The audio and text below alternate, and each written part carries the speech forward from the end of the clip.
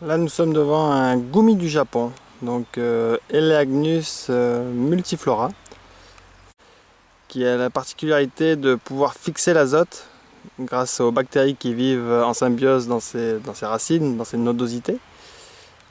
Donc c'est un très bon arbuste compagnon. Il y a des études qui ont été faites qui ont montré que de cultiver par exemple des pommiers avec des Elaeagnus augmentait la production de pommes d'à peu près 30%. Donc voilà, mais en tout cas ça a la particularité de fixer l'azote dans l'atmosphère et de le rendre au sol. Donc c'est un très bon compagnon, et en plus il fait des petites baies comestibles, très sucrées, un tout petit peu acides. Elles sont pas très grosses, mais là il est encore jeune donc il n'en produit pas énormément, mais à terme ça produit pas mal de baies. Donc vous voyez les petites baies roses là, elles sont pas encore tout à fait mûres. Voilà, il y en a un peu partout là sur le tronc. Donc là il est encore jeune, il ne produit pas énormément, mais par la suite il devrait produire bien plus. Donc à la fois un arbre comestible, avec des baies comestibles, qui fixe l'azote. Voilà, il ne craint pas les maladies, il a très peu de maladies, il a très peu d'attaques de parasites, d'insectes en général. Ce qu'il craint seulement c'est l'asphyxie racinaire en fait. Il ne supporterait pas d'avoir des pieds dans l'eau. Donc il supporte très bien la sécheresse, mais il n'aime pas trop l'eau. Donc c'est pour ça qu'ici, où on est en zone inondable, je l'ai cultivé, planté sur une butte. Hop. Voilà, donc sur butte. Ça permet qu'il ait un sol toujours bien drainé. Et puis voilà, donc c'était juste un tout petit point. Donc gumi du Japon, Elaeagnus multiflora. Et voilà, donc à feuillage caduc, il perd ses feuilles en hiver.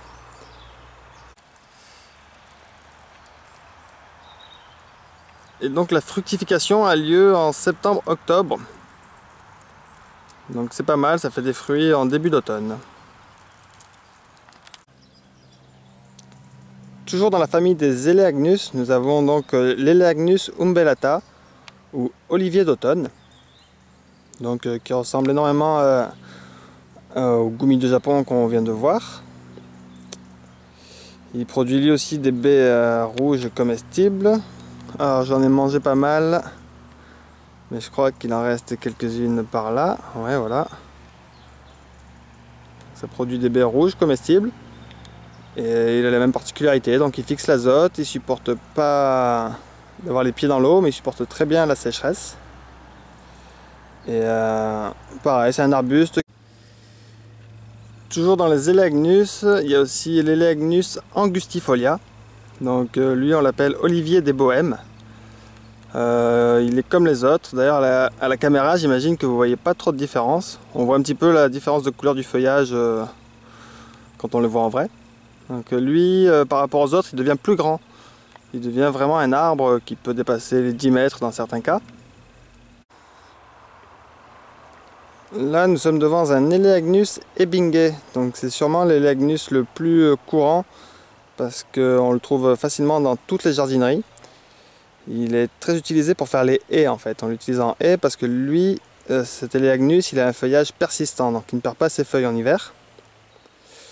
Et voilà, donc pareil, résistant à la sécheresse, résistant aux maladies, qui fait des petits fruits comestibles.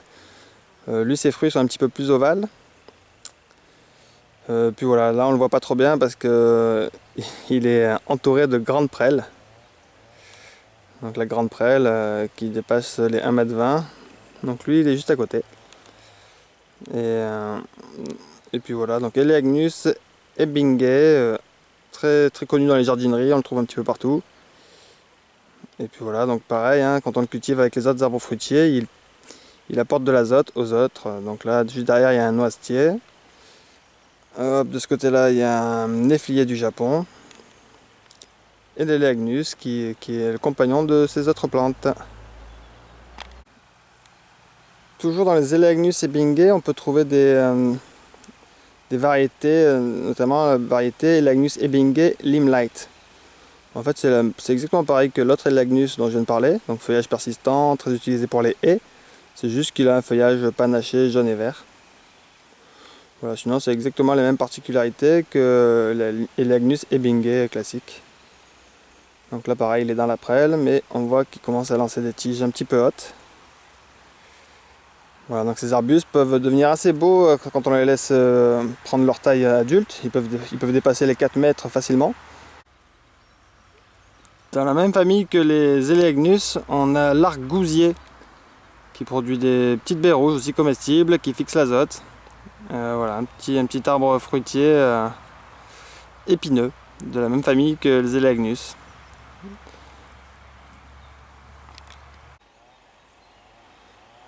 Voilà, dans ce jardin, j'utilise énormément les Elaeagnus comme plante compagne, parce que, comme je disais, toujours pareil, la fixation d'azote, la résistance aux maladies, puis la production de fruits.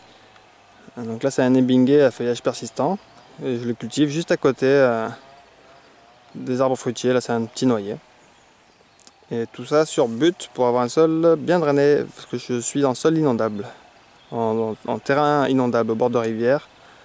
Donc les buttes me servent maintenant à installer les arbres qui n'aiment pas avoir les pieds dans l'eau. Donc je vous disais que c'est un arbre qui n'aime pas du tout avoir les pieds dans l'eau, mais on peut quand même le cultiver en zone gorgée d'eau, comme je fais là. Regardez, là c'est un bassin ici. Donc j'ai une mare avec de l'eau vraiment à 1,50 m, et on est en fin septembre, donc il n'y a pas encore beaucoup d'eau. Et le simple fait d'avoir fait une butte sur le côté, ça me permet, en fait en creusant la mare, j'ai décaissé la terre, j'ai fait une butte avec. Ça me permet de cultiver des Elaeagnus en zone inondable, sans qu'ils tombent malades. Ici nous avons un néflier allemand. Donc c'est intéressant parce que ça nous fait des fruits en plein hiver.